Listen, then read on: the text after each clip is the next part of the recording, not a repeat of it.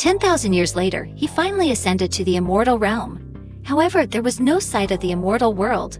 All that lay before him was an incredibly eerie place. In the sky, Buddhas, immortals, demons, and ghosts flew everywhere, while mortals seemed no different from ants kept in a cage. The strangeness and danger were scattered all around. The cultivators of the immortal path living here were no different from soulless beings waiting for death.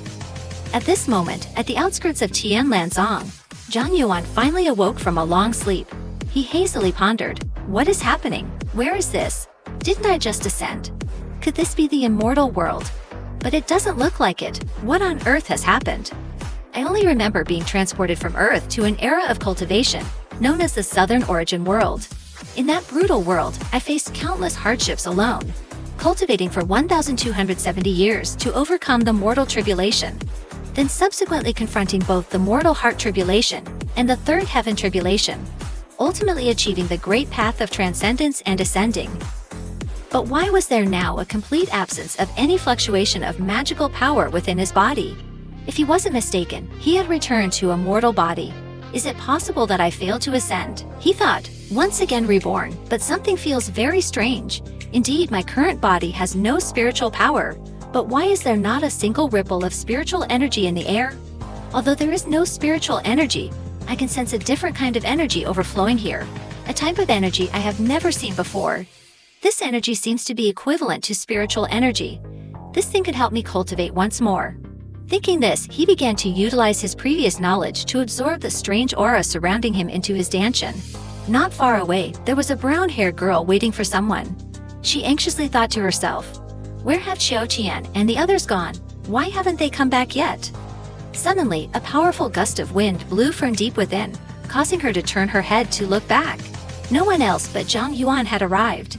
In an instant, he had figured out how to manipulate the energy of this world.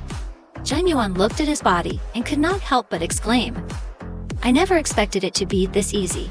In just a moment, I have reached the first level of key refining. Now I can circulate the cultivation technique extremely smoothly, and the effectiveness of the energy here is much greater than in the old world. What kind of bizarre world is this?" He squinted as he thought, "This is not right. Within this type of energy seems to harbor an impurity, as if it has consciousness, brimming with malice. This energy is completely unlike the innate spiritual energy. It must surely be a product created by humans. If there are no guiding techniques, a mortal who comes into prolonged contact is likely to struggle to maintain their sanity." At this moment, the brown-haired girl also approached him, smiling brightly as she ruffled his hair and said, "Brother, are you awake? Are you hungry? Be good." Xiao Tian and the others went to find food. Zhang Yuan, hearing this, showed no emotion, brushing her hand away from his head and asking, "Who are you?" Upon hearing him, the girl was taken aback, stammering, "Oh my god, brother has gone crazy. You're not insane, are you? I'm not dreaming, am I?" Zhang Yuan scrutinized the girl in front of him, gradually recalling some vague memories in his mind. In the past, he had always been in a state of madness, completely relying on this girl to survive. Even now, he was still trying to comprehend what had happened to his body. As he was lost in thought, he suddenly discovered something astonishing. This girl actually possessed the legendary Yin origin sacred body.